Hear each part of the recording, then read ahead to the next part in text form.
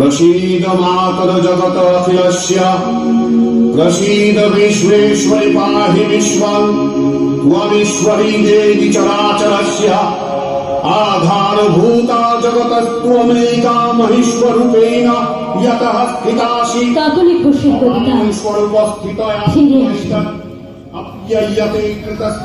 যদি আমায় জিজ্ঞাসা করো পরের জন্মে কি হয়ে জন্মাতে চাও, আমি এক মুখ হাসি নিয়ে বলবো এই সুন্দর পৃথিবীতে আবার নারী রূপে জন্ম নিতে চাই। জানি তুমি ভ্রু মুচকে ব্যঙ্গময় হাসিতে আমার মুখের দিকে তাকিয়ে বলবে আবার নারী, শিক্ষা হয়নি বুঝি? আমি আমার স্বভাব সিদ্ধ হাসিতে মুখ ভরিয়ে বলবো হয়েছে তো শিক্ষা, খুব হয়েছে। তবে ঠিক কতটা গ্রহণ করতে পেরেছি তা প্রমাণ করার জন্যই আবার খেব নারী রূপে এই পৃথিবীর করে। আমি সীতা মা, নিজের সতীত্বের প্রমাণ দিতে মুখ বুঝে অগ্নি পরীক্ষা এবার আর মেনে নেব না। বিয়ে করে স্ত্রীর মর্যাদা দিয়ে তুমি মহান হবে, আবার প্রয়োজনে নিজের সিংহাসন বাঁচাতে নিজের স্ত্রীকে বাধ্য করবে আত্মহত্যা করতে। সে অগ্নি পরীক্ষা এবার আর হতে দেব না। আমি পাঞ্চালী, তোমার জেদ বজায় রাখতে আমাকে বাজিত করতে দেব না।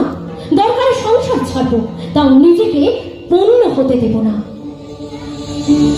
আমি কুন্তি, ভালোবেসে তোমার কাছে সন্তান চেয়েছিলাম, তা বলে প্রকীল পরিচয়ে নিজের সন্তানকে জারজ আখ্যা দিতে দেব না।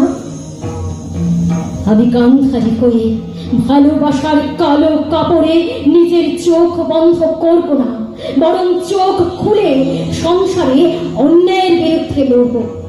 আমাকে শাখা সিঁদুরের গণ্ডিতে বেঁধে রেখে বিয়ে বিয়ে খেলাটা এবার আর খেলতে দেব না। বিয়েটা হবে দুটো স্বাধীন মানসিকতার মানুষের মধ্যে, যেখানে নারী পুরুষ একে অপরের পরিপূরক হয়ে থাকা যাবে।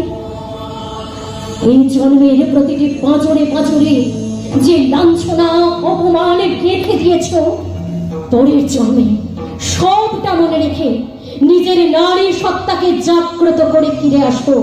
আর তার প্রস্তুতি শুরু হয়ে গেছে এই জন্মে। সেকালের সীতা থেকে কালের ধর্ষিতা সবাই একজোটে একসাথে ফিরে আসবো নিজেদের অধিকার, সম্মান আর স্বাধীনতা বুঝে নিতে। প্রতি জন্মে হব নারী, হব দশপ্রহরণ ধারিণী, হব অসুরমর্দিনী। এটাই আমার অঙ্গীকার।